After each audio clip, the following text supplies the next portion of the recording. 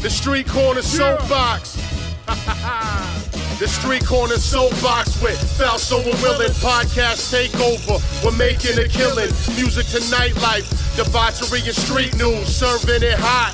We are some street news, movies and mayhem.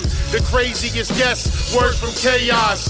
Get it off our chest. Rhode Island, worldwide. Dark corners in all places. Speak how we live, radio show, smoking aces. Ladies and gents, for the people we're talking. Take the show on the road, right where you're walking. Yeah.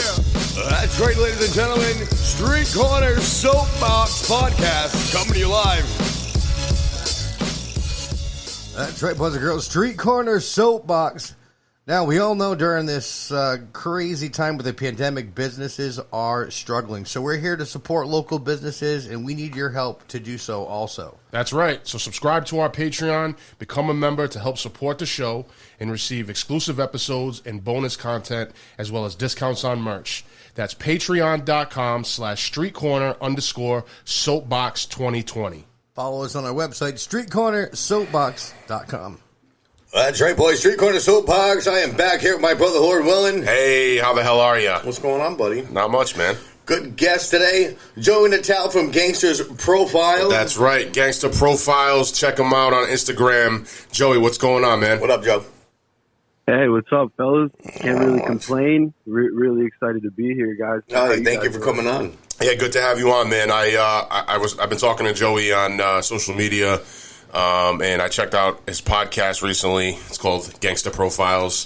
Everyone out there should check it out if you're into the true crime genre, organized crime history.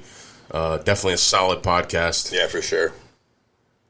I appreciate that, guys. Of course, man. So, Joe, you want to get into a little bit about your background, where you come from, and then how you progressively started getting into true crime history, if you had any influences or inspirations to get into it, or if you, any stories you got coming on. Yeah, I can't really put my finger on it exactly, but I'll tell you a little bit about myself. I'm from New Jersey, born and raised. I have an Italian father and a Puerto Rican mother. My father is also from New Jersey. Of course, as you guys heard, it's big, mob scene historically. What part of New Jersey? North Jersey, Patterson area. Okay. I don't know if you're familiar with that. Yeah, but yeah. That area, a lot of Italian influence, little bit of mob action going on. Oh, yeah. All the way time. Starting from the Black Hand all the way to old school. Nowadays. Yeah. So I kind of grew up hearing stories about the mob from my dad's side of the story. Of the family. Very Italian. My dad kind of grew up around that life too. Yep. And then on the other side of my family, my Puerto Rican side, they're from Harlem. So I kind of got two sides of the spectrum. Oh, yeah.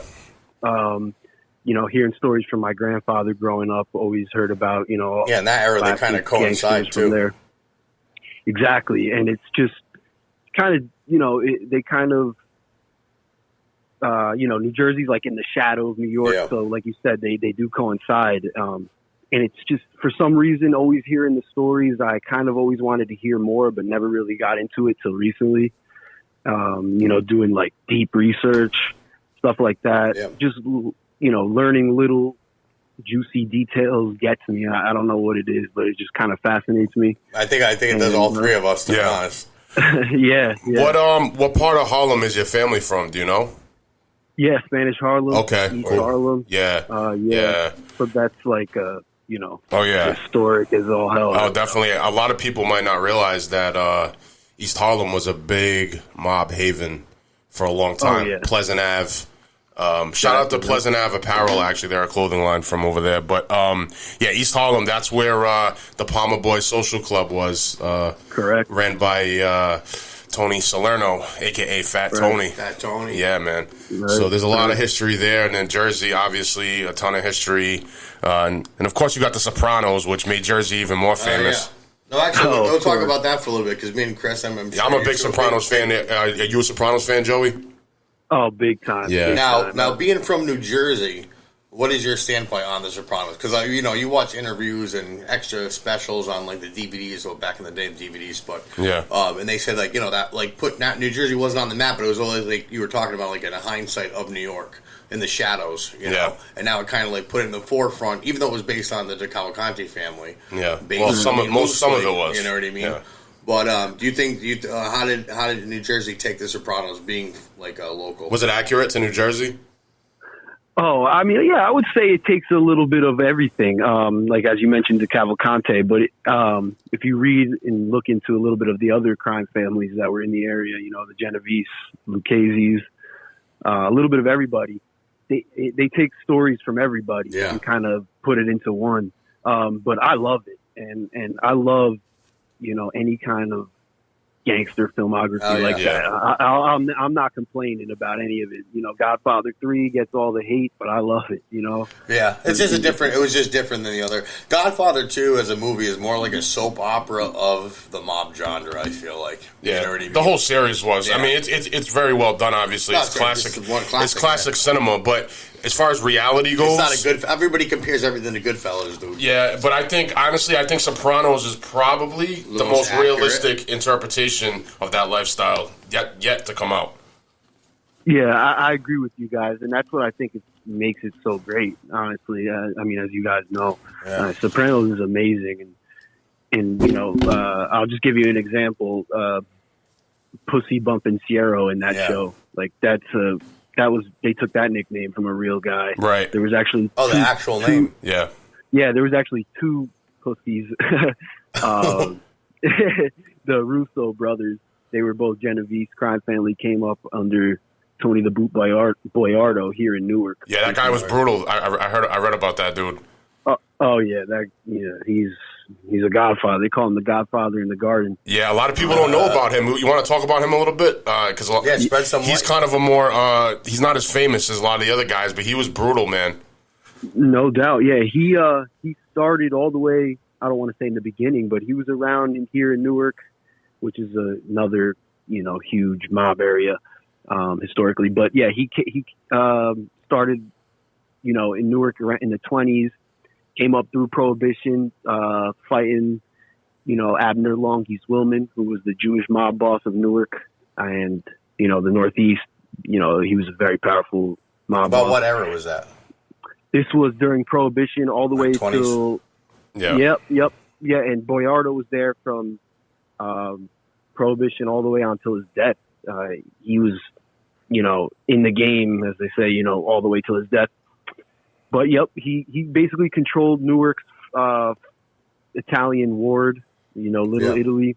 But he never really left. He controlled the area with an iron fist, but he didn't really exert too much influence outside of the area, which really makes him like a legend over here. But like you guys mentioned, lesser known, in the grand scheme of things. Yeah.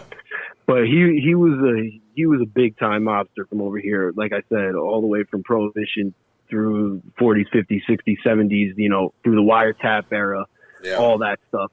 They say there's rumors that he, would burn some of his victims to death at his home, which his home was like a freaking castle. Yeah, I don't know if you guys heard of that. I did. He had big statues erected in his yard, right?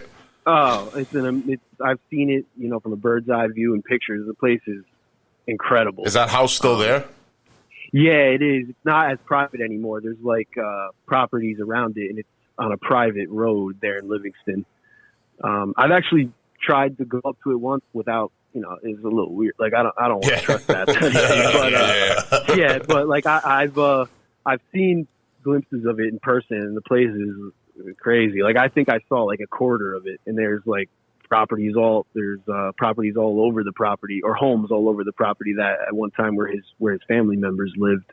But that home specifically has like crazy stories went down there. So many people tried to vandalize it. They called it the haunted house on the hill. I bet. And they had like attack dogs all over the place. Guard dogs, and there was like one occasion where they never proved who did it, but there was like one situation where kids went up to check the place out, and they were getting ready to maybe, vandalize, do kid stuff there at the place. And all of a sudden, some kids got shot with birdshot. Really? Yeah. I think like a couple kids got shot with birdshot. They never proved who it was. And there's all other kinds of stories. Like one time the boot told the feds that he, before you guys go through my house, I need a 3-day notice so I could get the skulls and bones out of the incinerator. So, and there's all kinds of legend that I'm probably missing here. Yeah. I'm sure you might have heard a little bit about, but yeah, the Richie the Boot is probably the most iconic New Jersey gangster that I can think of, Now, has there been any books written on him? Because I honestly heard it was a news article, but there's this dude, he does these, he reads like these news articles on his YouTube channel, all gangland related stuff. So that's when I first heard him. But is there actually any books or documentaries? Yeah, there's definitely a book that I've read. Oh, okay, cool. It's called In the Godfather Garden, The Long Life and Times of Richie the Boot Bayardo by Richard Lynette. Yeah, it's a good book. Definitely recommend it. I'll have to check that. And it's a good one. I like to reread books every once in a while. So yep. That's another one that I gotta maybe get back to soon. Yeah, it's a good book. It's really good. Are you familiar with the Cuban mob, we shall say, that existed in Union City? They were called the Corporation. TJ English actually wrote a book about them. He was on Joe Rogan talking about it. Are you familiar with them at all? That's actually the only familiarity with it that I know. The interview with Joe Rogan. Yeah. That's definitely something that I got to look more into. I'm very familiar with the area. I'm pretty sure they were huge into the numbers racket. Yeah. Yeah, and that's a big part of it all, the numbers racket. But, I got to get my knowledge up a little bit on that Cuban mob scene over here in Jersey. Yeah, man. It's lesser known for sure, and I don't think it's written about as much besides TJ English's book.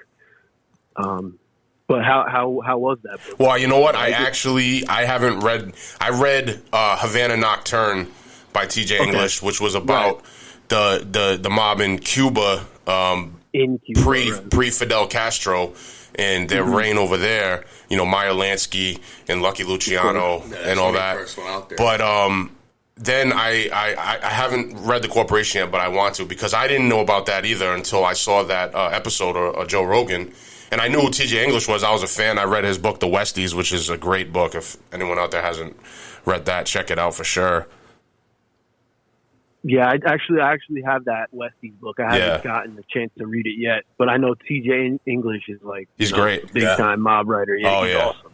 Yeah. But that's interesting because when you think Cubans, you think Miami, you think Florida. And I guess Joey Diaz was on there too. So I guess he grew up. His mother was involved, and she was running numbers and stuff like that. She was in the numbers racket. Yeah. She had that bar too, which God knows what went out through there.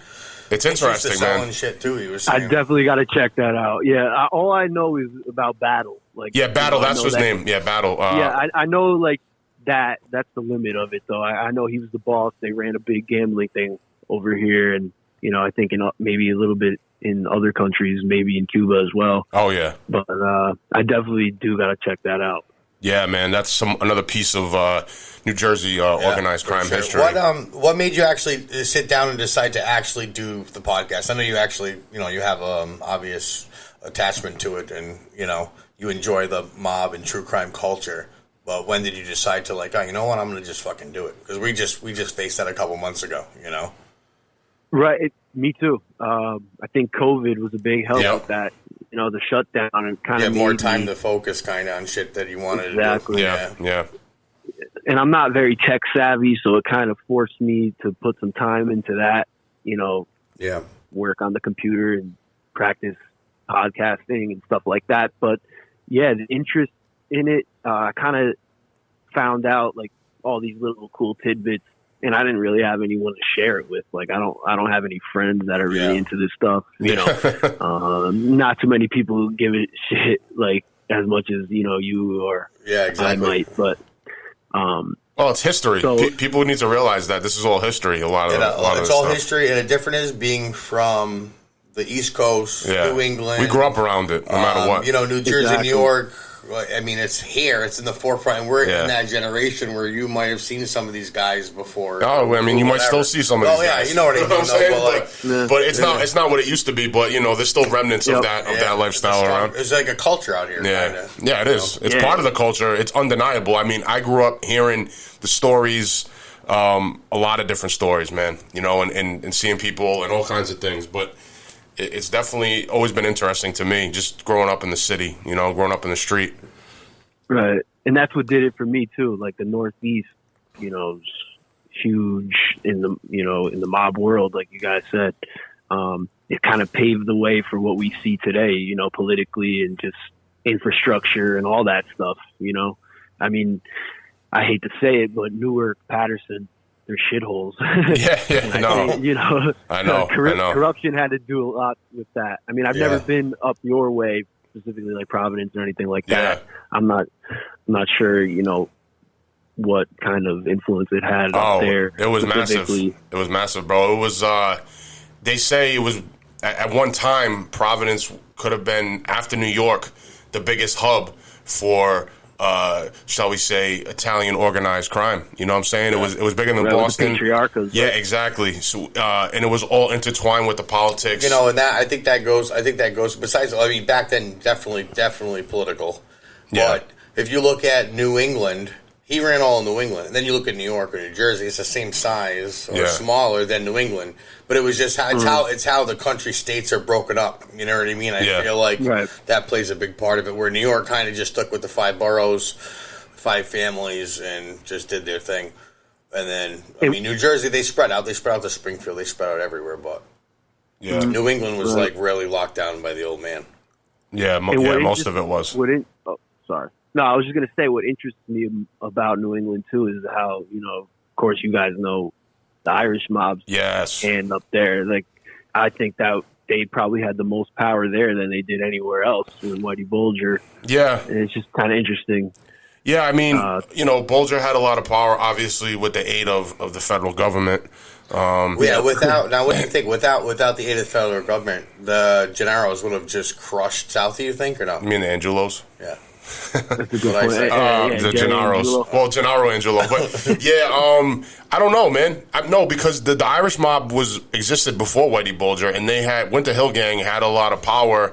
And they had respect from the North End guys, too. They had respect from the Italians. So I don't think they would have crushed them because the Irish guys controlled all that territory, and the Italians weren't just going to go in and take it out because there's so many Irish people in Boston. Do you think that it was just Bulger that created the kind of power struggle? Because if they were getting along before... It was really Steve Flemmi that started it. People don't realize that. He was the original informant. He was an informant before Bulger. And then Bulger... The only one that didn't rat was Connolly. Yeah, you always say that though, like, but he was a federal agent, dude. Like, he wasn't a gangster. He was a federal agent. He's supposed to be on the other side of the law. Yeah, but he wasn't. He was a corrupt motherfucker. Yeah. He allowed a lot of that shit to happen and aided in it. He's supposed to be the law enforcement, though. I know. That's crazy. I don't know. I don't know. I get back to talking about The Departed. Like, if he got into it as a street. Well, The Departed's not exactly accurate. No, but I'm saying if Connolly went as a street kid to try to help Southie or something, like, I don't know. It's weird because he's the only one that flattened his time. You think he's fucking died or still in jail? Well, they weren't going to let him out, dude. No, he could have took a plea deal. He was an embarrassment to the FBI, dude. Oh yeah, bad. They want to bury him under the jail. Bad. But I don't know if there's been any stories like that in the New Jersey area. I know in New York City there has been. As far as the corruption within the federal ranks. Oh yeah, New Jersey in like the 60s and 70s was arguably the most corrupt place in the country. Yeah. Specifically North Jersey, the Genovese crime family with Boyardo and all of his guys. Him. And there was illegal wiretaps, all kinds of shit. There was the race riot in Newark that happened in the 60s. Many saints in Newark. Exactly. Exactly. And there was a lot that had a lot to do with the corruption. And, it's interesting, too. There wasn't much of an Irish stronghold up here. I was going to ask you that. Yeah, but there was actually, in Newark, there was one bookie, and like in the Newark area, there was one bookie. His name was Newsboy Moriarty, and he didn't take shit from anybody, but he worked independently from the mob. But a lot of the corruption, stemmed from his operation because he grew up around the mayor of Newark or Jersey City at the time. And, he had him in his pocket. He was hiding his money all over the city. And I think Trigger Mike Coppola had Newsboy kidnapped at one point because he was just making so much damn money off the numbers racket by himself. And they couldn't kill the guy or anything. So an interesting point. And like I was saying before, I just think the New England mob scene is so interesting because of that Irish factor. Yeah. It lasted so long. Yeah. And it's kind of something that I wish I could look at a little bit more into, near me, but that's the only, it wasn't a heavy. So there wasn't much of a Irish mob presence at all in New Jersey.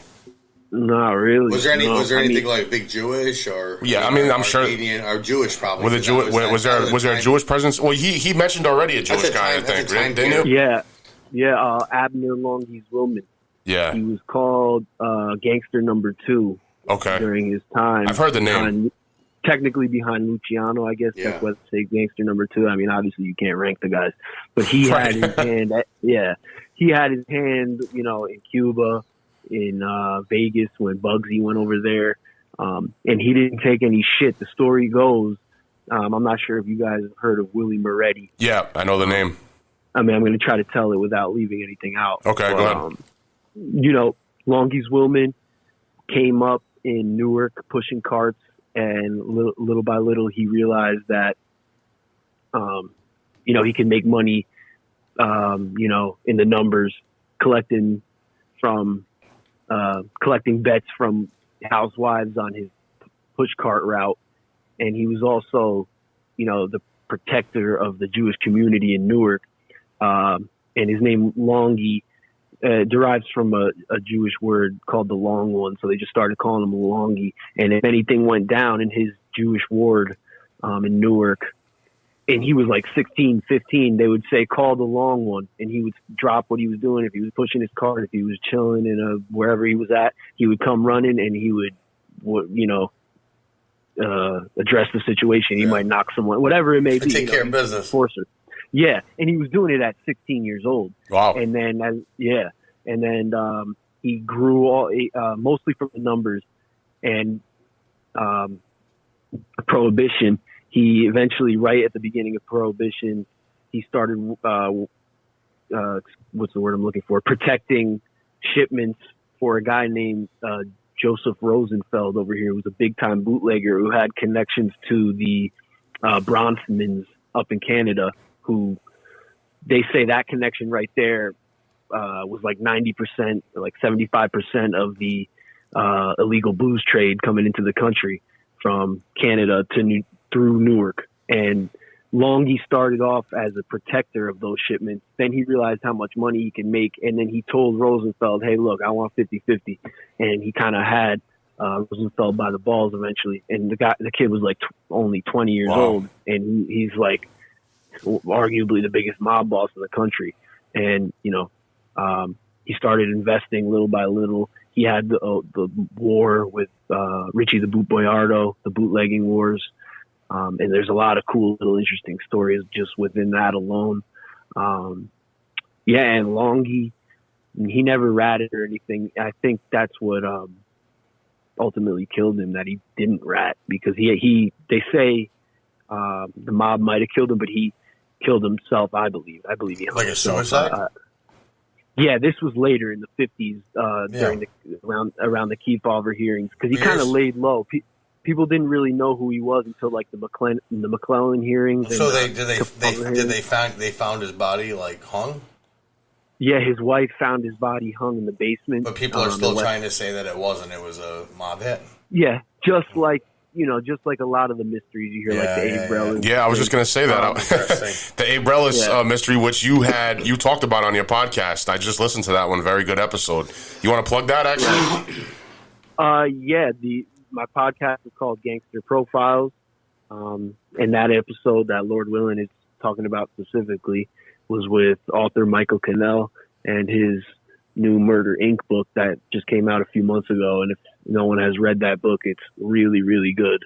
I'll just give you guys a little idea. My favorite part of the book is the Dutch Schultz assassination. In New Jersey, right? That took place in New Jersey, in didn't Newark, it? Yep, in Newark at the Palace Chop House. And I felt like I was there reading that. So Michael Cannell did a really great job on that book. And, definitely check out my podcast, Gangster Profiles, if you guys haven't. But with me saying that, I want to say that I'm actually working on little changes. I might tweak the name a little bit, the logo, and I'm also working on a web. Gangster Profiles you're going to change? Yeah, I might just change. I'm thinking about dropping the pro and just doing Gangster Files. I haven't told anyone that. I think that would be good. You heard it here first, ladies and gentlemen. Here it. No, that's dope, man. Yeah. That sounds good. Yeah, I think it makes a little bit more sense. Well, you know what? Because of Forensic Files, I think that like you'll draw attention to it more just because it's like regularly in people's minds, kind of. You know what I mean? Forensic Files, Gangster Files, boom! It just like makes the connection with me anyway. Just with you. No, and you're right. Just with me. Yeah, I thought Profiles was a little too specific, but I'm working on it. I don't really have much help. I have a couple friends that are helping me out. But yeah, hopefully a website will be here soon, and that's kind of what I want. We got people do artwork too. Yeah, we got a lot of connections, man. So we'll definitely help you out if you need it. You need logos or something. You want to change it up. So, at what point did you evolve into becoming an independent underworld researcher? I know that's what you call yourself, so I had to ask you that. Yeah, kind of just pretty recently. Like I said, COVID. I kind of bared down then. I've always researched it over the past few years, but nothing more than writing down stuff I saw like on a simple Google search. I started buying books. I started digging deeper on the Google searches. I found, websites other than like Wikipedia and like mafia.wiki, which are good. They're good starts. Can anybody add things to Wikipedia? Not to cut you off. I thought you could, but how does that work now? I don't know. If I just want to go on and make some bullshit about somebody, I'm going to go make a profile. Well, that's why people say that Wikipedia isn't exactly accurate. But a lot of people use it as reference. Right. No, I do. I mean, that's probably the number one fucking resource for the information. You're WebMD, dude. You love WebMD. WebMD's cool. Well, that's what it's great for. It's just a quick little Google search and it's right there. I think it's good for like, the foundation of research, but then, you can go from there. Yeah, man, there's so much history, and it just doesn't. Then you get into like the Midwest. You get into, if you haven't heard it, check out Gangland Wire. We actually just had the host of that on. We'll be releasing that soon. Yeah. And he talks a lot about Chicago, Kansas City, the Midwest, Milwaukee. I mean, there's so much history all across the states. Skimming Vegas. It's just very interesting. You start digging into it. You know what I mean? You go into fucking Iowa and all the connections that took place in all these different states. It was worldwide at one point. Everywhere's got a racket of some sort. Yeah, sure, dude. You don't hear about it because it's in fucking Idaho. But they had like the outfit had their everything in the Midwest had to go through them at one point. You know what I'm saying? I mean, they probably made more money. Really think about it. But they had that area. They had the everything. Well, they had pretty much the entire Midwest. I mean, there was probably other groups that had not as many people like per capita, but. Doesn't matter. More area, They were just because all the smaller families like Kansas City, Milwaukee, and they had Vegas. They would all kick up to Chicago. You know what I'm saying? They were all like satellite organizations. Exactly. Yep. But it's interesting. You don't think like fucking East Bumfuck, Idaho. There's going to be some action going on, but whatever action was going on, more than likely people were kicking up. Oh, absolutely. Oh, nothing was happening out that way without the outfit knowing. Yeah. Even the outlaws, like during the Depression outlaws, like they once they got big enough, you know why you think that had to do with because of bootlegging? You think because they were already intertwined? Well, that's when they gained their power. It was Al Capone era. Even before Al Capone, but he was the one I think that really he took control of everything. And then Tony Accardo was really the man. Yeah. And everyone thinks Al Capone. He worked for him. but everyone thinks Al Capone, but it was really Tony Accardo and Joey Aiuppa and the other guy, I can't remember, Paul Rica, the waiter. Those guys were they were like the masterminds. Yeah, it was like a big three right there. Yeah, and they also think Capone was in the mafia, which he was not. Well, some people think that. No, he wasn't technically in the mafia. No, he was an independent. Yeah. He was an independent gangster. Did he ever see on the commission? I forget. I don't think so. No. No. But he went to meet. Did he ever? Did Capone have a seat on the commission? Yeah, he did. Did he? Yeah. Did he? I thought I wasn't sure. Well, I'm glad you could clarify that because I wasn't. I thought it was, but I wasn't sure. Yeah, because that's interesting too. That's like having Bumpy Johnson on the commission. You know what I mean? Well, we'll get into Bumpy Johnson in a little bit, but yeah. Oh, Bumpy Johnson was on the commission, man. Well, things would have been a little bit different, but yeah. So you want to give? I'm going to do 3. I was going to do 5, but 3 favorite underworld figures. Oh, that's hard. That's a good question. Oh, man. That's why 5 gets you thinking too much. We'll do 3. We'll start off with 3. If you want to add 2 more, then 3, actually we'll do 3 and Y. And if you do want to add 2, yeah, probably Bumpy Johnson. Not really sure why. He's probably number 1 for sure. Yeah, Bumpy was cool, man. And then, I mean, of course, I love Al Capone. Like, I like looking into him, of course, who doesn't, and like John Gotti. But those kind of go without saying. You know? Yeah. So I would probably say definitely Bumpy Johnson. Oh, man, that's a good question. I'm a big fan of Longies Willman and reading about him and researching him. And then probably Lucky Luciano. He's probably another one that goes without saying. But, you know, those 3 guys probably. Yeah, you pretty much picked 3 of mine. Yeah. Well, the interesting thing, too, about it is now you go back to Luciano days. There was a lot of some have called it informing on each other, but and that's why I'm reluctant to say Luciano. And I've talked to you about this before because he was going to get a Luciano tattoo, and I said, listen, man, there's been stuff written that Luciano informed on people to take over their rackets, and a lot of those guys were doing that kind of cutthroat, not really street code stuff. Do you know anything about that? Yeah, well, I think Luciano and guys like him, once you get that powerful, I think it kind of almost just happens, like, without even, you know, it's kind of inevitable. When Luciano was ratting, though, he wasn't powerful. He was a street. Well, no, that's not. Well, that no. Well, there's a documentation about the when he was a kid. No, when he was a kid, there was the thing where he apparently. That's what I go off of. No, but then later on, they put Vito. They say that they set up put Vito. They set up Vito up, Genovese, and that's why he ended up doing life in prison. Yeah, I think that was a thing. That was like several people, not just him. No, but I'm sure he hated Vito Genovese. So but instead of killing him, they did him a favor probably. And just I don't know if they did him a favor. They sent him to jail for life before he died anyway. Well, I mean, I don't know. Otherwise, you just die. I don't know. I don't know. So what were you saying, Joey, about that? I just think that, you know, those guys were so powerful at that point, and the government only had they could benefit so much, you know, from that, you know, it was easy for them to just approach Luciano and say, you know, this, and this, and we'll get you this, and this, and they'll say, you know, yeah, whatever it was, kind of like the Vito Genovese thing, the setup of Vito Genovese.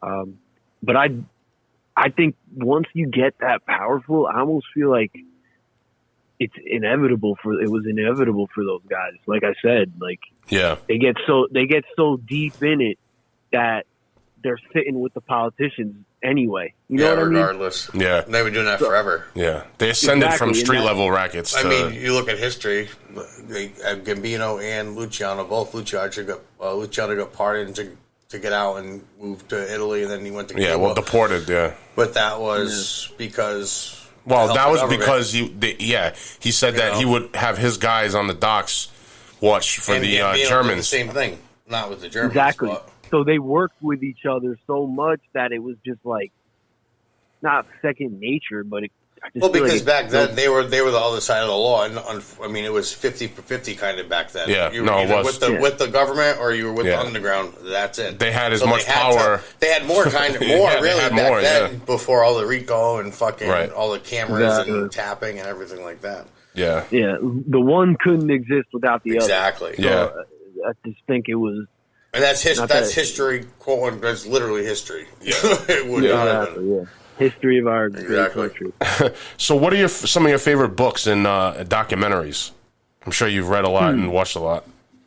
Yeah. Well, I'll mention again In the Godfather Garden about Richie the Boot Boyardo. I really like that one. Then there's Harlem Godfather, The Rap on My Husband, Ellsworth Bumpy Johnson. As I mentioned, my favorite gangster by his wife, and Karen E. Quinones Miller. Of course, the Murder Inc. book that we already spoke about. I've also read a Longhe's Woman book that I love. Of course, another one of my favorite gangsters. So I can't leave that book out. I've read a lot. There's an interesting one called Blood Brotherhoods, and it's by someone from London. I can't remember the author's name right now, but it really puts in perspective the birth of the mob. So I think that's a good one to start. If for anybody, that is new to this research, or just wants to learn more. The mafia isn't just a bunch of bad guys. Yeah. It's so deeply embedded into their culture, years and years of, switching governments and all that shit. Those people are literally trained to not trust anybody and learn and, revolt. And they were so poor that they were forced to, like anywhere else, resort to crime at the next level. So Blood Brotherhood, I think, is probably my favorite book. I'm gonna have to check that. I haven't read that one. Yeah, it's really good. Like I said, it goes in depth, like the birth of the mob. South Italy. It tells you a little bit about, or I should say, the mafias. The birth of the mafias. There's a Sicilian mafia, Cosa Nostra, that we all know today. Then not too many people know that the mafia of Napoli is called the Camorra, which they didn't really last here in America, or they were, what's the word I'm looking for? Absorbed. They were absorbed into. Absorbed. Exactly. Yeah. Where's Andregatas? Andregatas, Calabria. Yep. Calabria. Yep. Yeah. And that book goes in depth on how that happened. There's actually like a mythical, there's mythical beliefs behind it. And it goes all in depth. A lot of tradition. Yeah, exactly. And that's definitely a good book to start. Now, have you studied organized crime overseas in general? A little bit. I want to start looking into, Europe a little bit, London. Yeah, there's a lot of, and I love that. I love the British stuff, man. There's a lot of interesting stuff over there, dude. It's not like here, but they fucking carve their own niche. There's a lot of badass dudes over there. Yeah, oh yeah, and I have a little bit of an idea from Peaky Blinders, which is another great show that I love. Yeah, it is. I love that show. This guy Rob can't stand British accents, so he doesn't watch any of these shows or documentaries. I try to get him to. He's like, I can't take the accents. I just can't listen to it. But I get ADD bad, I just get distracted. No, but the British the British element is definitely interesting, and there was even the Cray twins are dope. Yeah, well, there was even a network between the Italians here that they tried to go over there and set up business and things like that. So it all kind of intertwined. Back then, everything was Everything was intertwined because it was all shipping, and there was no planes and UPS and shit, dude. Well, apparently the Italians from here went over to sit down. They showed in the movie Legend. I don't know how accurate everything is. I mean, I've heard that movie's not too accurate, but they sat down with, I guess, the Krays or some other gangland figures over there, and they were trying to do business. They were trying to set up casinos and do other things over in England at one point. Yeah, I definitely got to check that out, because I didn't know that meeting. That sounds pretty interesting. Yeah, I mean, I definitely got to look into that. Once you start digging, man, the fucking rabbit hole is just endless, dude. You're telling me, man. Like, I feel like once I was done with the United States for a while, I was like, all right, let me go over to fucking Europe, especially England, because it's an English-speaking country. It's like our fucking, the father of this country, really. So, like, you go over there and you start digging there, and then it goes on and on and on. Yeah, there's the only, like, main England gangster that I know, like, a little bit about besides the Krays was Sabini. Oh yeah, Sabini. Yeah. And he had Italian hitmen too, like fresh off the boat. Yeah, but the thing with Sabini, like though, I listened to. I'll send you the link. I would listen to a podcast about the Peaky Blinders, and this guy from England, he's a professor and shit. He wrote a book because he was from Birmingham, where Peaky Blinders takes place. Right. And he wrote the book basically setting the record straight. You know what I'm saying, about the show and the reality of them. Yeah. And he talked about Sabini, and he said Sabini was actually more British than Italian. Like, he was Italian, but he wasn't. Something, right? I think he might have been full, but he wasn't like an Italian like dude. His mannerisms. Yeah, like he wasn't like you would think like an Italian guy off the boat. No, he was just more like an Englishman. Yeah, you know, and he didn't have any ties really to. It was like the guys you were born in Italian, Italy. But you grew up in England. Yeah, exactly. You grew up that way. Yeah, so the guy was definitely a gangster, but he in the Peaky Blinders portrays him more as this mafioso, and he really wasn't. He was just like an English guy who was Italian. So he was kind of like British-ized, if that's even a word. Like, yeah. I'll send you that link to it. You'll probably dig that if you like the Peaky Blinders. You're talking about the guy with the earring, the little British guy with the earring that wrote that. I think I know there's like an expert on the Peaky Blinders. I don't remember his name, but he's like a maybe it could be. I didn't. Okay. I listened. He was on a podcast I listened to, Most Notorious. That's a great podcast. Yeah. If you've already listened to it, it came out maybe a couple months ago, but it's a good one to check out. No, I don't think I checked that one out yet, so I will. I definitely will. There was actually a book about London gangsters that I recently wanted to buy, but I can't remember the name of it. I can't like find it right now. But I want to say it was about like the London drug trade. Or not specifically the drug trade, but like drug dealing gangsters, like historically. Yeah. I think there was an Asian guy named Brilliant Chan or something like that. Yeah. I have. Yeah, and those are like, that's kind of where I want to start. But I can't remember the name of that book right now. But I think there might have been an episode of that podcast too where they talked about the Asian. I don't know if it was in Europe, though. It might have been in the United States. So, I don't know. Correct me if I'm wrong on that, but down the line. But on Most Notorious? No, I'm not sure. But if you want to do some Asian gangs research, or, if you want to learn a little bit about that, I'm interested check in out. that, actually. Oh, yeah, there's a lot of there, too. You know a bunch about that, Chris? I know some. Yeah, I know some stuff about it. What's the book you're talking about?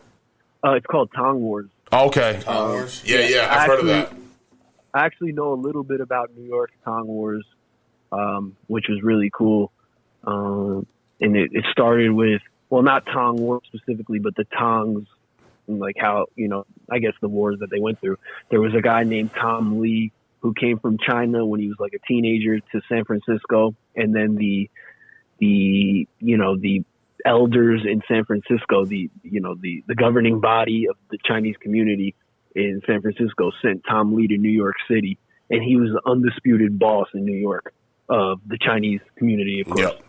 And then he basically like formed Chinatown there, and he started a couple tongs. His main tong was called the An Liang Tong, and he had Tammany Hall in his pocket. He knew like the value of friendship or respect. Yeah, that's probably the only reason why they not made friendship. it. Yeah. Exactly. And then there was like 15 years in, right around 1900, there was another tong formed by a savage, a guy named Mock Duck. Oh, yeah, I've heard this story, actually. Yeah, cool. That dude's a legend. Yeah. So, like, if you guys want to learn about a gangster, look that guy up. Yeah. His story. I mean, he wore like a chain vest. He had like a hatchet under his sleeve, all while dripping in diamonds. And like he'd be walking in Chinatown like no one's gonna fuck with me, and he had like a gun on his waist, just cool shit. And he's a savage. This is turn of the century too, right? Era, or is this 1800s? I forget. It lasted the Tong Wars, quote unquote. Like there's no official like Tong War, what's the word I'm looking for? It's not like officially the Tong Wars. That book, the Tong Wars, kind of they took the idea and put it into one, but it lasted from like right when Mock Duck started, competing with Tom Lee around 1900, all the way to like after the 33 or something like that. There was like consecutive disputes, in between peace.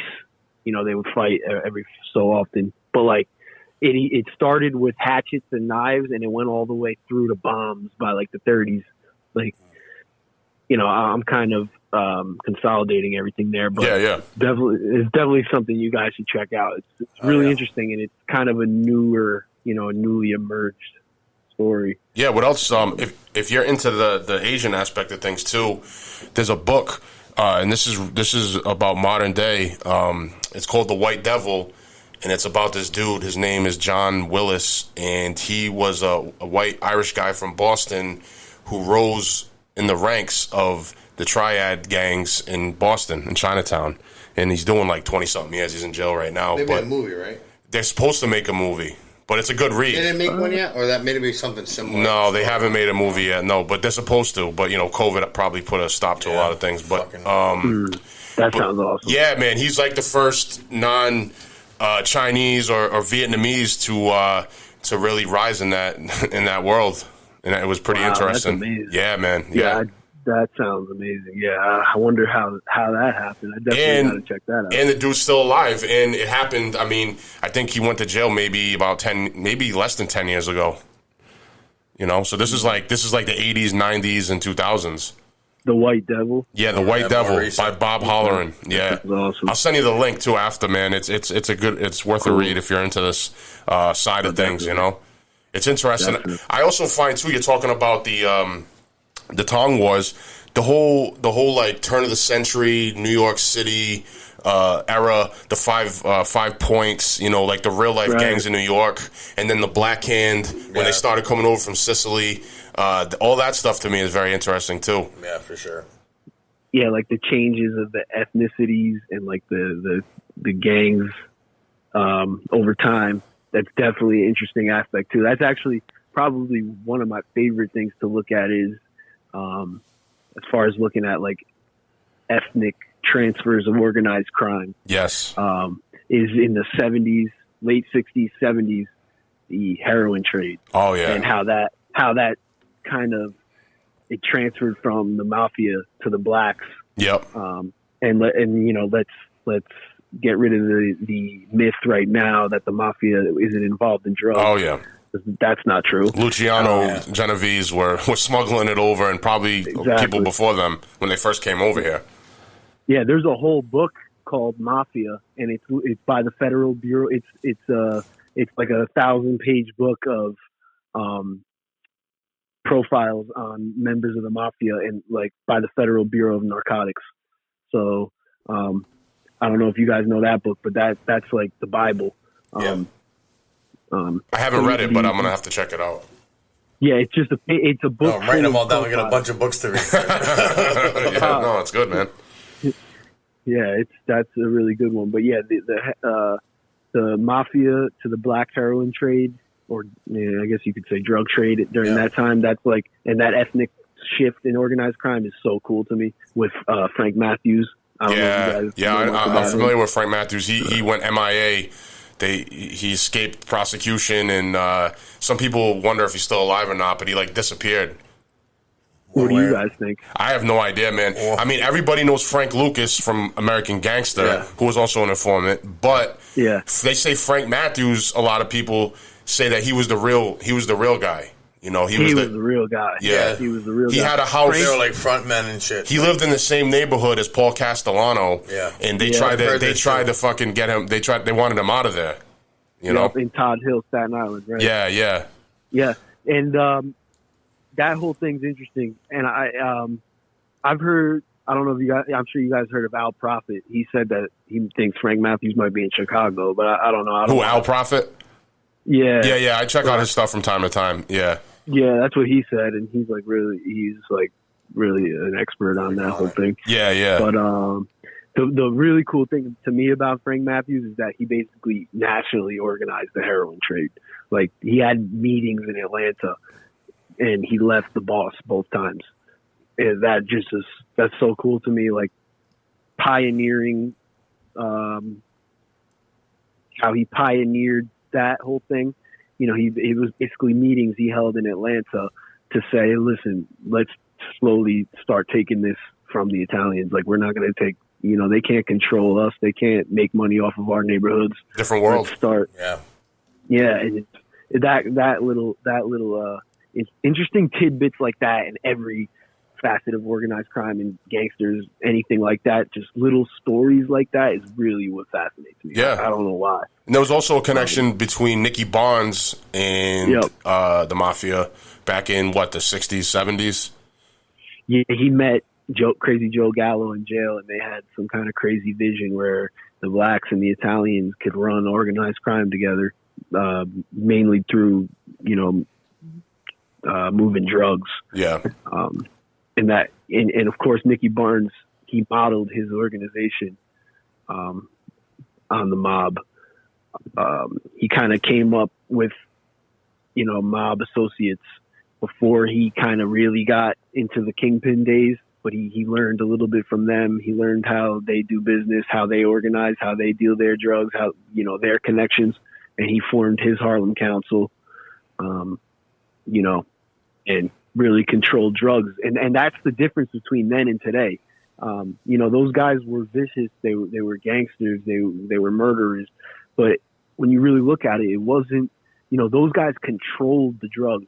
Right. So it's not like today where it's a war zone over drugs. You know what I mean? Exactly. Like, so those guys, you know, them controlling the drugs really, you know, it's not a thing anymore. It doesn't exist. And I think that's why we see so much, you know, violence like we do today, drug-related violence, because there aren't organizations controlling it. Not to say that what they're doing is good, you know, it's not a good thing, but it might be a little bit better for society. I don't know. You know, we could talk about that. Yeah, well, day, but I mean, just ask the older generations, man. They will tell you that, like, where we're from, the neighborhoods were a lot safer.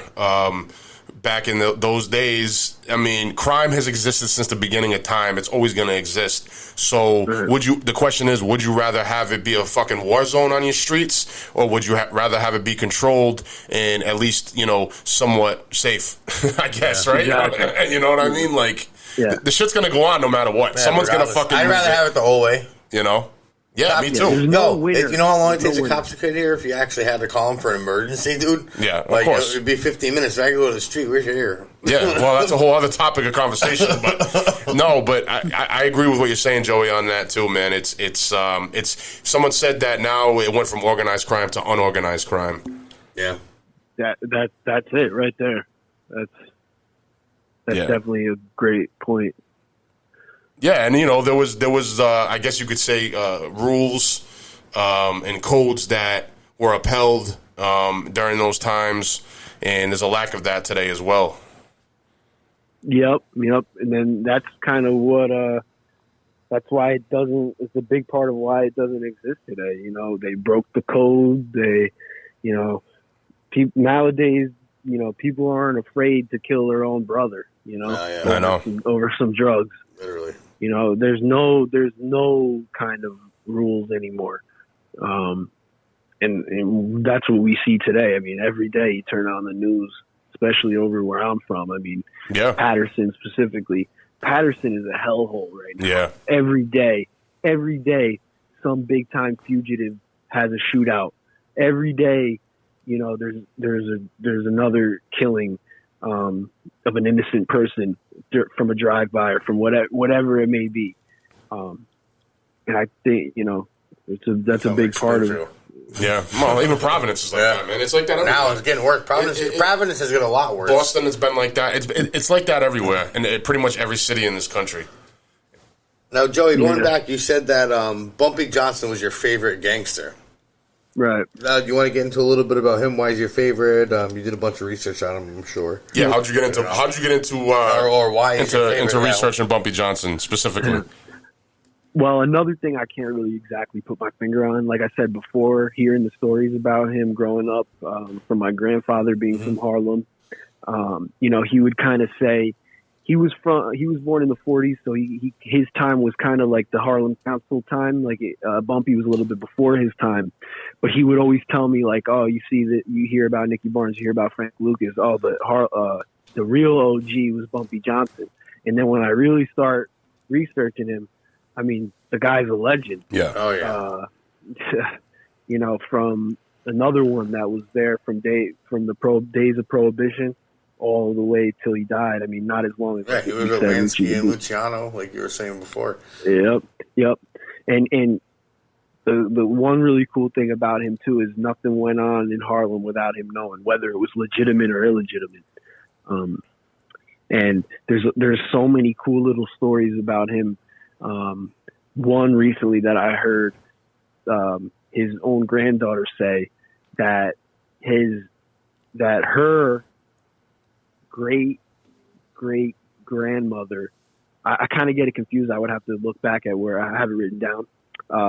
But pretty much Bumpy had a child, out of wedlock with Dutch Schultz's sister. Oh, I never heard that. That's a new rumor that I heard. Wow, never heard that one. That would probably have a lot to do with, if it's true, that their feud. Wow. In the late 30s, the late 20s, early 30s. I've never heard that. You heard it first. I'll send you that link. Yeah, I mean, I'll send you that link. Yeah, send it to me. Yeah, that's cool. It was actually from a documentary that aired on some channel, maybe, I don't know, 5 years ago. I haven't seen it. I've only seen that little clip, but it's like no one's heard of that one until recently. I was like, what the fuck? Like this is how come I haven't heard of this one yet? But yeah, there's like another cool story about Bumpy where he saved the life of a policy banker, which was a huge deal in Harlem in the 20s, in the black community in Harlem. He saved Alex Pompez's life. He was a policy banker. They were leaving a night spot one night, and a gunman emerged from an alleyway, and he said, "Give me your wallet," blah, blah, blah. Bumpy jumped in front of him, started fighting him and stabbed the dude. And then, he was with one of his henchmen by the name of Jacob Nat Pettigrew. He gave him the knife. They dropped the knife and they kicked it into the sewer. And then a cop overheard the commotion, came by and tried to question Pompez again. And Bumpy got in between them again. And then he punched the cop in the face and with one arm while using his other arm to hold the gun down. And he told his boy to, get in the car and get Pompez out of here. And that was when he was like 17 years old. Wow. Too. So like stories like that, that's kind of what pulled me into Bumpy, just because Harlem has like that little special place in my heart. I don't, the family connection. The same as us as Federal Hill, I would say. Yeah. And it's, just the cultural history and, the cultural stronghold that Harlem is, this part of, the country. I don't know what it is. Him controlling Harlem is just really cool to me. And now, go ahead. No, that's pretty much it. Go ahead. I was just going to ask you, so what do you think of, one, the movie Hoodlum about Bumpy Johnson, and two, the TV show Godfather of Harlem with Forrest Whitaker? Love them both. And like Hollywood, neither are accurate. I know. I have to agree with you on that. Yeah, especially the Godfather of Harlem. Yeah. It's kind of sad. It's kind of disappointing. And I'm actually a little bit in touch with Bumpy's great grandson, and they didn't even. He owns the trademark rights to the name Bumpy Johnson, and they didn't even approach him. Wow. They didn't approach him for anything. They didn't approach Hollywood. his family or nothing. So that right there kind of tells me, it's not really true. But I love the shows. What about that show? American Gangster? I mean, it wasn't Bumpy Johnson. It's only it a small. Lucas. It was Frank Lucas. Yeah, what do you think about that? Bumpy movie? Johnson's in the beginning of that movie, and then he dies, and that's because Frank Lucas was his driver. Yeah. Well, that's another interesting thing. I believe that whole movie is false. Yeah, I've heard that. I've heard that too. And you learn that in the book Harlem Godfather by Mamie Johnson, Bumpy's wife. Mm-hmm. She said that Bumpy didn't think of Frank as anything more than an occasional coat carrier. Yeah, really. So that happens a lot. That happens a lot, though. People embellish themselves all the time. Yeah. Yep. And it's almost too good to be true. I've read that book that Frank came out with in 2010, and that guy, the story he portrays is like out of this world. I don't know if you guys. I haven't read it. It's a little different than the movie. No, I haven't read it. I mean, I've just pretty much seen the movie. I watched maybe a documentary, heard some interviews. He stole so many aspects of everything. He stole, the story, a lot of the story from Frank Matthews. He said that he got connects from the Golden Triangle, but that was really the story of. He went out there to Vietnam. Right, he wasn't actually the one that made that connection. In the movie, that's what it was. In Vietnam, or was it Vietnam or Thailand? I think it was in Vietnam. Yeah, I'm pretty sure it was Vietnam. And he went somewhere out there. Somewhere. Yeah, Southeast Asia. Yeah. Yeah. So and not just that, of course, the Bumpy aspect is not true either. Like Mamie Johnson in the book, as I said, she just disputes all of that. Like she calls him a damn liar. Yeah. I've even heard her too. say it in a podcast. Like there was a podcast that she was on like 15 years ago before I even knew these existed. But I recently, who knew? But, right. She's like, she calls Frank a liar and all that stuff. That he actually claimed. She says that he claimed the life of a guy named Flash Walker. Yeah. Who was, he spent time as Bumpy's quote unquote right hand man. But he was another one. He flipped on Bumpy too. Oh, really? His name was Flash Walker. He flipped on Bumpy. He had like a 5-segment, article installment with a newspaper back in during those times. I think it was in the 40s and 50s. With I think it was Jimmy Breslin, who was like a big time journalist, and reporter back then. And like he tells all these stories that he did this with Bumpy, he did that Bumpy stabbed him one night. And we don't know if any of that is all true because he, of course, was telling the story to the newspapers, so we don't know. But that Frank Lucas, a lot of his story specifically pertaining to Bumpy Johnson, Mamie Johnson claims that he hijacked from a guy named Flash Walker. Oh, interesting. I mean, I heard. He was telling some fables, but I didn't realize it was that in depth. Yeah, they did a documentary on it. I'm pretty sure. I think that's where I heard about it. Now the thing. No, go ahead. I was just gonna say if you read into this stuff and listen to a little bit of Frank Matthews' story, a little bit of Sergeant Smack, you kind of realize that he's stealing stories from everybody and making it his own. But that's all I was going to say. Well, that happens a lot with the more famous people in this world. It seems like in that world. And not to mention he ratted too. Right, exactly. And the other thing too is watching The Godfather of Harlem. Now, I'm a Forrest Whitaker fan. He's a great actor. But one thing that when with that one scene where he walks into the Genovese social club and confronts Vinny the Chin and all that stuff. I mean that and that whole like little rivalry, like that wouldn't have went down like that back in those days. No way. You know what I mean? Like Bumpy was powerful in his world, but he didn't have. I don't think he had the kind of power to step up to them like that.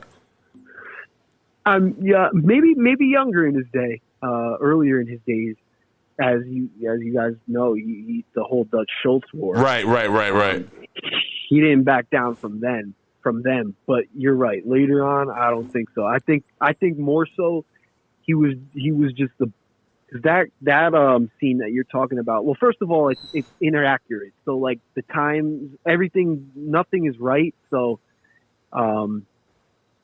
as you said, like it wouldn't have went that way.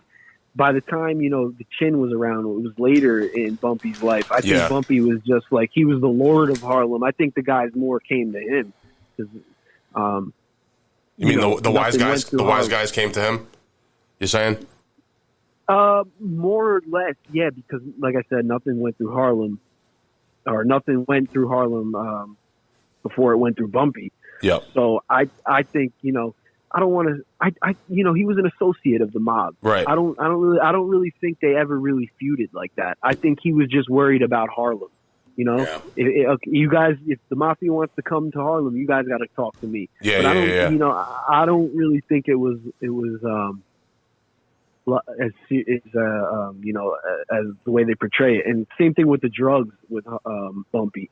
Like he got his drugs from the Peruvians. A lot of the time, he didn't even get his drugs from the mob. Oh, really? Yeah, which is I haven't watched that show in a while, but I think a lot of the feud has to do with a lot of his feuding with the mob in the show has to do with the drugs, the dudgy as they call it in the show. But yeah, I think Bumpy was, the godfather of Harlem. Harlem was his world. I don't think he really cared about anything else outside of it. So I kind of think, if the Italians wanted to do anything in Harlem, they were gonna come to Bumpy. I don't think, like you said, Bumpy was gonna show up at a social club guns blazing like that. And then there was that whole aspect too about Vincent Gigante's daughter and that whole thing too on the show. I thought I was like, what is this? Yeah. Oh, with I think that they say that character is supposed to be based on Frankie Lyman. Yes. About his yeah. But again, it's not true. It's not. It's very it's not true. So it's hard to believe that stuff. But yeah, that was a weird. That was a weird aspect. It happens with biopics, man. I mean, Black Mass. Everyone was excited to see Black Mass when it came out, and now me being from the area, reading a lot of those books, and having a lot of friends in Boston, spending a lot of time in Boston. When you're familiar with the history, and you sit down and you watch the movie, and you're like, oh man, this isn't accurate. That's not right. That didn't happen like that. And like, the acting's good. Johnny Depp, he did a good job. You know what I mean? But like, and the average person probably Hollywood. Yeah, exactly. The average person might not care, but when you're researching things and you know the real history, it's kind of tough to watch sometimes. Yeah, you can. Yeah, and the truth doesn't sell, right? No. Hollywood loves to embellish and create new storylines and subplots for things that didn't happen. Yeah, but the unfortunate part of it is people watch that cinema on TV and believe that is what you know what I mean is fact or is you know what I mean. It's just like Goodfellas. It's like gospel. Well, Goodfellas, right? Goodfellas, one of the definitely one of the greatest mob movies of all time, right? But that movie was based on Henry Hill's side of things, his perspective, which was greatly embellished. I mean, that's been proven now. He was basically a low-level associate of these guys. He wasn't nearly as important as he made himself seem in the movie. Same thing as Frank Lucas is like kind of what he's saying. He made himself seem like he was this thing. Actually, get into movies, Joey. What were your top five? Top five gangster movies of all time. Oh man! Oh shit! I know, right? And gangster, not just mob. Whatever. Gangster. You can just keep it. Yeah. I'm gonna go low key here. I'll start with. I'm not gonna really put it in order. That's fine. Yeah. This is kind of typical. Godfather 1, Godfather 2. I'm not gonna lie. I'm not a huge. I mean, I love them. Don't get me wrong. Casino and Goodfellas, but they're not at the top for me. Oh, okay. Carlito's Way. Okay, yeah, that's a good one. Yeah, classic. Carlito's Way. Scarface. And then I'm going to say there's a movie that is on YouTube. It's actually Joe Pesci's first B movie. And Family Enforcer? Is it that one? Why can't I remember the name? It might be Family Enforcer. Lord Will stole it from your mind. It's the name's similar to that. It's called The Death Collector. That's yes. It had like two names. I have it on a DVD really? collection. Yeah, it's like three movies in one. Classic. Was it good? I mean, I wouldn't honestly. I don't know if I'd call it good, but it was like Joe Pesci's first movie. All right. I love it. That's a good. I mean, aside from maybe from that one, that's a good top 5. I forget about Carlito's Way a lot. Yeah, Carlito's Way is great, man. Same reason why I forget about Donnie Brasco a lot too. Donnie Brasco's another classic. Yeah, great movie. But I forget about him. You know. Joey, I'm sure there's some. I'll send you some links to some movies too. Maybe you haven't seen. Maybe you have. Hope you like accents and subtitles. No, he does like the British stuff. He said, but not even that. I mean, even American-made independent films. There's a lot of good ones. You ever seen Miller's Crossing? I always bring that one up. I haven't, but you gotta watch that. That's some Irish mob yeah. stuff. You ever seen State of Grace? Nope. You got to watch that too, dude. That's loosely based on the Westies. Sean Penn plays an undercover cop from Hell's Kitchen who grew up there, left, comes back, and he infiltrates his own friends from back in the day who were running the Irish mob. It's supposed to be like based on Jimmy Coonan and Mickey Featherstone and the Westies. Right. That's like, it's a real gritty movie. It was probably filmed in the early 90s. You know what? I think actually that one does sound familiar, but I'm definitely gonna have to watch it. Yeah, Gary Oldman's in it, and he's just a fucking great actor. So he killed it. Another one I've been hearing about. I want to ask you guys if you've seen it. Have you guys watched the new show Fargo? Or I don't know. Dude. Yeah. I put him onto it recently. And I had never watched it previously, but when I saw the subject matter of the recent season, I was like, yo, I want to check this out because it sounds interesting. The Kansas City black mob versus the Italians. Yeah, and it looks like that specific thing is right up my alley. No, it's good, man. I watched like the first 2 episodes of it, and I was like, it had nothing to do with like, what is this? I didn't really like the you didn't like it?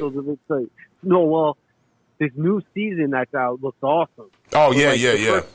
The first 2 episodes, it just wasn't. It had nothing to do with like the mob or anything. No. So I just because I'm kind of I don't know. I'm not really into movies or shows unless it's that gangster related. I don't know why. I've never really been a huge movie guy. Yeah. So unless like gangster shit's happening, I don't really like it. Well, you know what it is there was the movie Fargo that came out back in the 90s, right? And that was a popular movie. And then they decided to make a show, and each season is based on different characters in different places.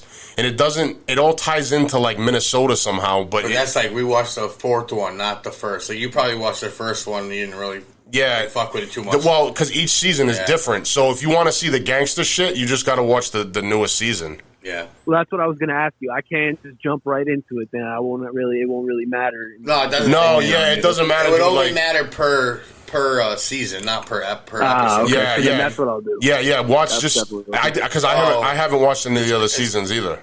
It's kind of like how American Horror Story was. You know what I mean? How each one was different, but the show was the same.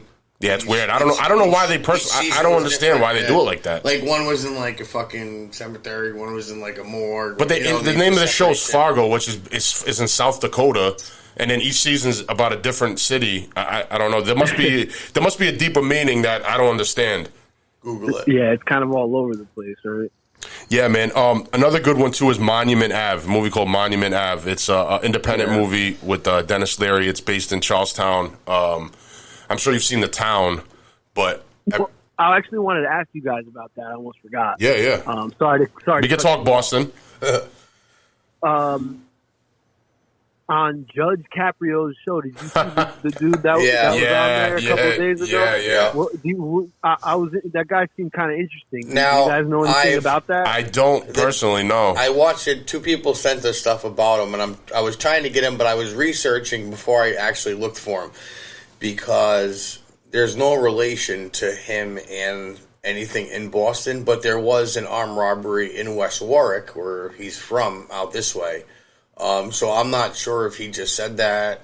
I got to look it up before. I don't know. I would love to have him on if it was based on him. Maybe they took parts of it. Well, he could. From what he said on Caught in Providence with Frank DiCaprio, It's different from what I actually researched about the people there. But he is an armed bank robber. I can't discredit that. He did do the time. Yeah, we had a bunch of them out here too. Yeah.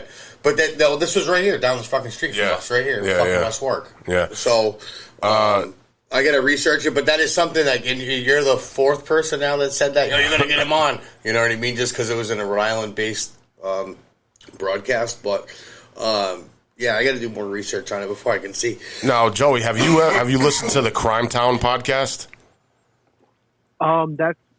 I've seen it. Well, that's actually, I was going to mention that to you guys. Oh, you would love that. Oh, man, dude, that's listen. right up your alley, dude. Yeah, you got to listen. Listen, season 1 especially, it's on Providence. It's on the relationship between politics, our mayor at the time, Buddy Cianci, who went to jail, federal prison, in his relationship with what he did and how he came up, and then how it intertwined with organized crime here and patriarchas and everything else. It's dope. Really well done. I got it. Check that out. And I saw that come up when you guys did your episode with Mr. Tillinghast. Yes. I loved that episode. Thank you, man. That's the last of a dying breed, that guy, man. Yeah. He's a legend out here. Yeah, I love his beliefs, you know. Oh yeah, man, definitely. Definitely an OG. Yeah, there's not many more people left like him from that world, you know what I'm saying? And I'm glad we got to interview him because like you said, last of a dying breed. Yeah, man. But yeah, check out Crime Town, man, because he's featured on there, and there's a bunch of other people. The Dr. Barbara Roberts, who we just released, she's on there. It's awesome episode, by the way, fellas. Thank you, man. Thank you. The thing too is we haven't had a lot. That was like the first really authentic thing done about this part of the country as far as Rhode Island goes. You know what I'm saying? Like you always hear about Boston, but people forget the power was controlled out of Providence during that time. You know what I'm saying? Right, with Patriarcha. Yeah, he controlled it, man. Everything pretty much except Western Mass, which was New York. Yeah, Springfield, which we have ties to Springfield. You know what I mean? It's very interesting though. Very very good stuff. Springfield got a little mob. Oh yeah, well going on too. Well, Rob spent a lot of. I worked out there. He works out there. Well, not with COVID going on, but I run a Mardi Gras, the Gentlemen's Club. I'm one of the managers. I've been there since 2008. You know, been there a long time. But yeah, it used to be heavy. There's been a lot of history out there. For sure. Yeah. You know, I think it's only a matter of time before someone does a book or a documentary or a movie about the history. They definitely could do a movie about Springfield without a doubt. Like probably like a trilogy or whatever, trilogy. Yeah, they definitely be able to do I know a little bit about it. They definitely Skyball, could. Right? Yeah, Scabelli and you know. Yeah, there's a lot of history there. Big Nose Sam and well, the interesting thing about Springfield is that, like we said, Raymond Patriarcha controlled New England, but it goes back to the bootlegging days. The Genovese from New York got into Springfield through the bootlegging connections, and that was their territory. Yeah, and Skyball was a Genovese, right? Well, yeah. But he was a Springfield guy. That's what I meant. Yeah. Well, they became connected that way. Yeah, that's really cool. That's definitely there's a lot of history, and you know what? That's what we were talking about before. It's all this area is so condensed with it. Yeah, and I think part of it has to do with because we really settled here, so I think with immigration and everything, everybody just moving here as a hub. It's like New York, New England, because if you're on the coast, that's kind of what made it spread more because there was no really leads for any help from the police. There was no really police state on the street you would have a substation and shit. You know what I mean? Well, the police presence wasn't what it was now. You know and back then, the police were a lot easier to bribe. Well, because they're making fucking a nickel a fucking week. Yeah. Why so many bank robbers? Oh yeah, let me get back to that real quick, actually, because you brought that up. That's a good question because I have no fucking idea. There's so many bank robbers. There's a lot of truth to have you seen the movie The Town? Not in a long time. Okay. But I know about it. Well, it's pretty accurate, and a good friend of mine's in it too. Actually, shout out to Slane. But awesome.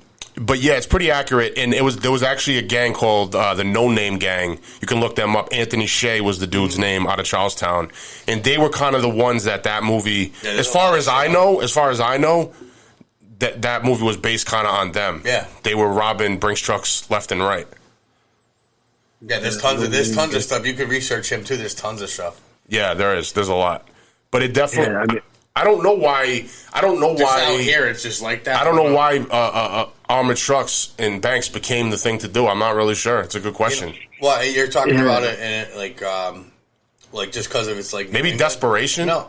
What were you asking us, Joey? Well, he said why so many robberies on armored trucks in this location or global or like no, I think he's talking about out here. I think it's because per capita there's more out because everything's kind of like close knit. You know what I mean? Yeah, but Boston's a big fucking huge city, dude. Yeah, that's what I'm saying. I think it's because big cities there's more going on.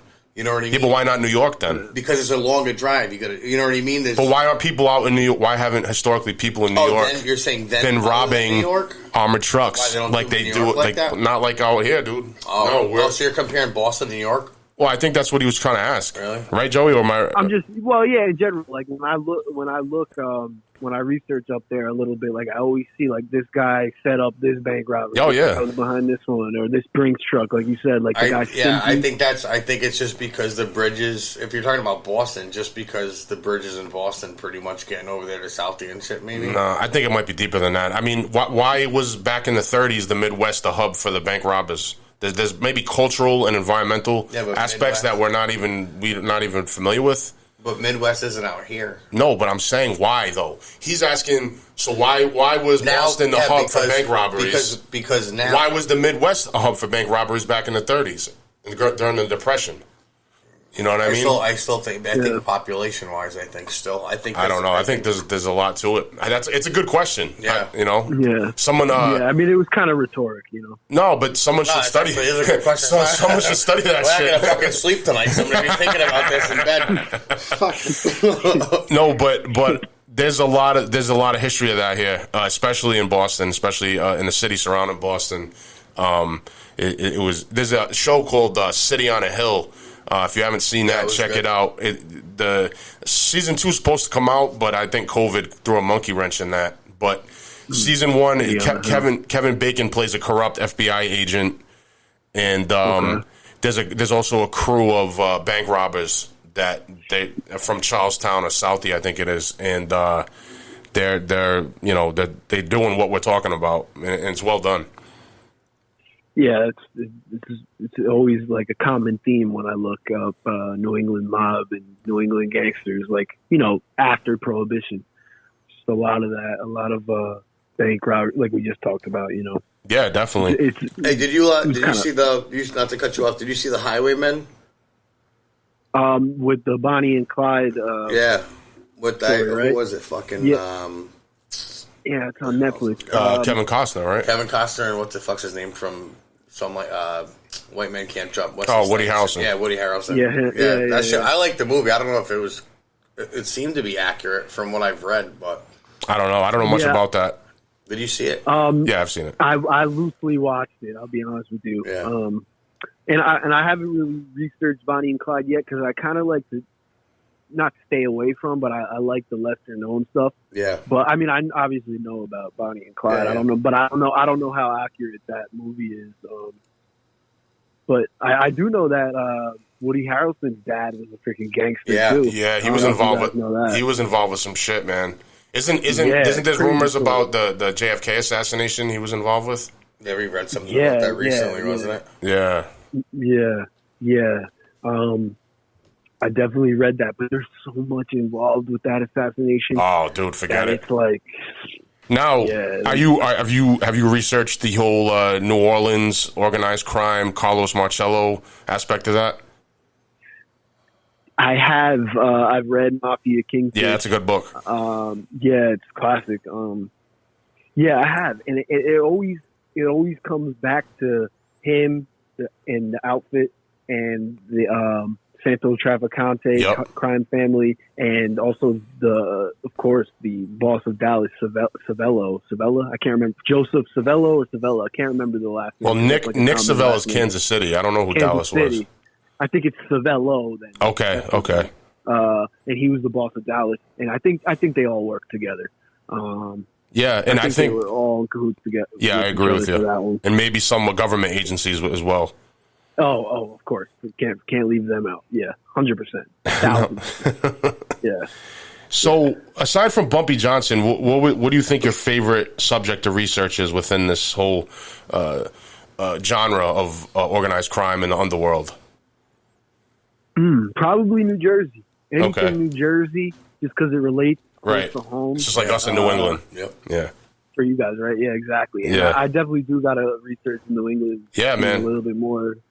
I know Patriarcha was a freaking gangster. In Absolutely. The 30s. The guy went on a crime spree in the 30s. Yeah. Yeah.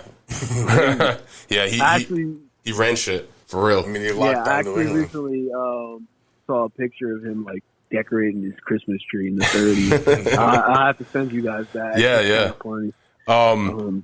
Yeah, man, and I'll send you any links and stuff. There's a lot of books and things like that. There's some good ones that you might not have heard of. Yeah. But New Jersey, too, there's a book. I'm sure there's been books written about different aspects of New Jersey, like you were talking about Richie the Boot. There's another one, too, I think, a general overview. I think it's called, like, Garden State something. I saw Garden State Gangland. Yeah, that's what it is. Beach. Yeah, that's what I was thinking of. I haven't read that one. I've listened to it. Okay. And that's the thing. He did. That's a great book. He missed out a little bit. He missed out some stuff, but yeah, of course, it's not easy to do. Get all the details. Yeah. But that's where Patterson comes in. It's not really a very known. Not too many people know about Patterson, but he did. He left that whole city out. And that's really? like, that you could write a whole book on Patterson alone, and people don't know. No, I had no idea. Yeah, there was all kinds of shit going on in Patterson all through the history of organized crime. Like I said, from the Black Hand all the way to recently. Yeah. And that you could write a book on Patterson. So that was like the one thing I didn't like about that book, that he left out a lot of Patterson. Yeah. But that's also me being a little biased. Because that's where you're from, that area. Yeah. Now, have you researched? No, that's South Jersey, right? So, have you researched North Jersey towards Philadelphia? The whole connection there, Atlantic City, Philadelphia family. South. That is South. But that's South Jersey. Well, I'm getting my geography's off. No, you're good. You're gonna get a compass, dude.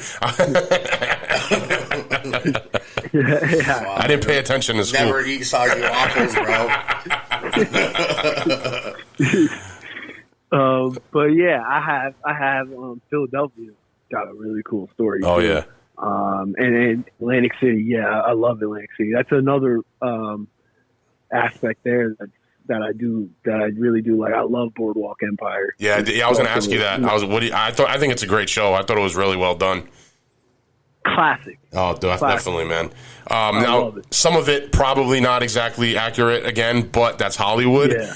But with that being said, I still think it was really well made. The characters were really good.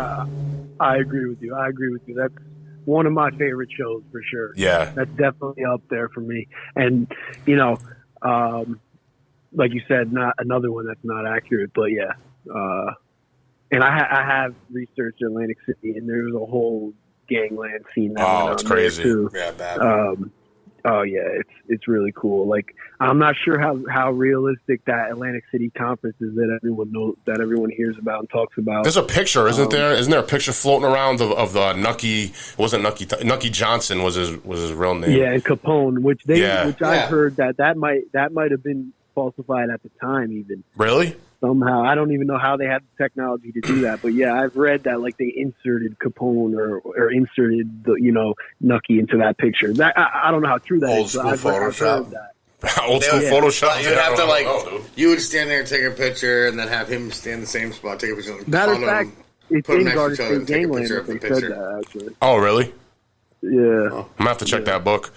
Shout out to my cousin Sean. He lives out in Atlantic City. I've been out there once, and it was cool, man. And there was a whole a ton of stuff about Boardwalk Empire everywhere, because it was right around. I think I went out there right around the time when the show was coming out or was getting popular. Yeah, man. Yeah, I think there's a little airport out there named after Nucky, or they might have not Really? named after him, but they have it's not named after him, but they have a monument or something, like a little section dedicated to him.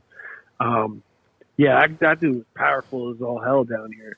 But Yeah. He was more political. He was more political than the Right. show portrays him to be. Like, I don't think he killed anybody. Less of a gangster. More of a politician. Yeah. Or, political, I guess, liaison. I guess that's a better way to put it. There was a lot of those. A political machine boss, Yeah, definitely. Yeah, Atlantic City, man, a lot of history there. That's something definitely you can research for a long time. So, yeah. Joey, you have, besides maybe updating your logo and possibly changing Gangster Profile's name, do you have any other upcoming plans? Anything in the works or anything? Well, yeah, like I said before, I'm working on a website. Hopefully here within a few months that'll be dropped. And I'll kind of just go with the flow on that. Yeah. And then I want to get a little bit more into editing and tech savvy, so I could start making like mini docs or just mini informational videos. Yeah, that'd be cool. That I'm not very, like I said, I'm not very good with the technology. It's so easy now though. You kind of YouTube anything, dude, and just I know, you know what I mean. I hate editing, man. Like, I don't know what it is. I hate it. It makes me not want to. You ain't the only one. I know. Yeah. Oh, yeah. I know. There's got to be. Eventually, they'll make that a little. There's got to be a way for they can make that easier, because it makes me not want to do anything. I mean, it's kind of. But I also like writing better. So yeah, that's true. Now. So, do you have any plans to maybe write a book? I mean, about maybe New Jersey or Bumpy Johnson or some of the stuff you've been researching. Because that's what it sounds like. Yeah, you definitely should. Yeah, I think so too. That's the goal. That's the goal. Bumpy Johnson and Patterson. Those are my two goals. Hell yeah. It's going to take time. Yeah, of course. I'm kind of in the early stages. Patterson would be fucking dope, because I don't think there's been a lot of stuff on. I know from my family out there in New Jersey and friends that Patterson's obviously a pretty rough city, but I didn't know about the organized crime history of it. Oh yeah, the Lukes have a stronghold there. Lucchese's. Yep. Genovese. I mean, not as much now. Yeah. I mean, I don't know if you guys are familiar with New Jersey Housewives. I know the show. I haven't watched it though. Yeah, me neither. In the beginning of the show, in the first season, there was a woman named Caroline, and her father was actually assassinated for skimming. He was a Genovese capo. Really? Based in Patterson. His name was Tiny Manzo, Albert Tiny Manzo. Okay. I think he ran for mayor and everything over here. And then it goes even deeper. Like his another really interesting character from Patterson that people don't know about is a guy by the name of Chicago Fat Sabio. Anthony Chicago Fat Sabio. I saw you post something about that on your podcast. I haven't listened to it yet, but yeah, talk about that. Might as well. He wasn't a huge player, but things that I've read about him make him interesting. He was Tiny Manzo's uncle. He got the nickname obviously because he was fat, and there was legend that he tried to muscle in on Capone, and they sent his ass back to New Jersey real quick. There was also legend that he was a Purple Gang gunman from Detroit. Well, yeah, like he might have done some jobs for them. He started off. He was in the Willie Moretti crew, but he operated in Patterson. A lot of gambling, a lot of action and prohibition that he was involved in, and also like he went to Havana a few times apparently to meet with Lucky, because he was Genovese, under Willie Moretti. But that's another interesting character from Patterson. There was another one named Joseph Kid Steech Bongiorno, who was in the Willie Moretti gang as well during Prohibition from Patterson. He was a huge hijacker. He led a hijacking gang, and that's what Willie Moretti took notice in, and eventually made him into his crew. And he has a crazy story too. Like those three and maybe a couple other guys, they killed a bagman there was a bagman for what's the Jewish gangster, Waxy Gordon. Okay, yeah, from Philadelphia, right? Yeah, he partnered with Longies Willman in Patterson, and they ran a lot of bootlegging operations for Chicago Fat and Bongiorno protected their rackets in Patterson. along with Willie's Rackets. But where was I? Bongiorno was a hijacker who got, noticed by Moretti. I forgot where I left off, though. I kind of jumped all over the place. No, that's cool, man. I do it all the time. They were protecting the bootlegging rackets of Patterson, who they say Waxy Gordon ran a pipeline of liquor under Patterson, which is kind of crazy. He was protecting their rackets, and they killed a bagman for Waxy Gordon who was taking money off the top. His name was Big Bill Brady. They killed him in 31. And like a few years in, Kid Steech disappeared. It turned out that he was in, I can't remember the name of the city. It's not like, it's a similar city to that of, what's the one in Arkansas that was like a mob haven for a while? Oh, Hot Springs. Hot Springs. It's like a similar city to that in the Midwest. I want to say it was in like Iowa or something, Kansas. I can't remember the name of the city right now. I think I heard about this. He ended up over there randomly. They found out 10 years, 15 years down the road that this guy, Kid Steech, had ended up over there. The authorities called the authorities over here, said, hey, this guy's here. Well, you know what? We don't want him back. He protected some woman in his speakeasy over there during a shootout. And he died of like natural causes over there. But like another really interesting story coming from Patterson during the mob's heyday that people don't really know about. I kind of went down the rabbit hole there. No, that's cool, man. But yeah, Patterson is definitely mob unknown, I guess. Yeah, no, I never heard much about Patterson. I've always heard about Newark and Atlantic City on the other side, but Patterson, no, that's cool.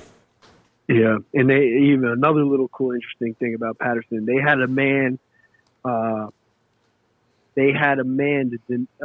right hand, or not the right hand, but he was, the Pizza Connection. Yes. Yeah. Yep. They had a dude right in Patterson. They had what's the word I'm looking for?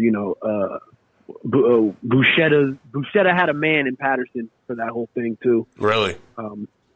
Yeah, that people don't really know about. So it's deep. So yeah, hopefully I can write a book on that one day. You should, man. I'll definitely be interested in reading it, and we'll definitely promote it for you if you do. That'd be great. I appreciate that, guys. Yeah, man. That was. So you want to give out your social media? I know you haven't finished your website yet, but give out your social media. Give out any contacts where people can reach you, and anything else that you want to promote. Yeah, my Instagram mainly is my main platform right now. Hopefully you can, like I said, ship that over to a website. It's called Gangster Profiles. Probably eventually will be called just Gangster Files.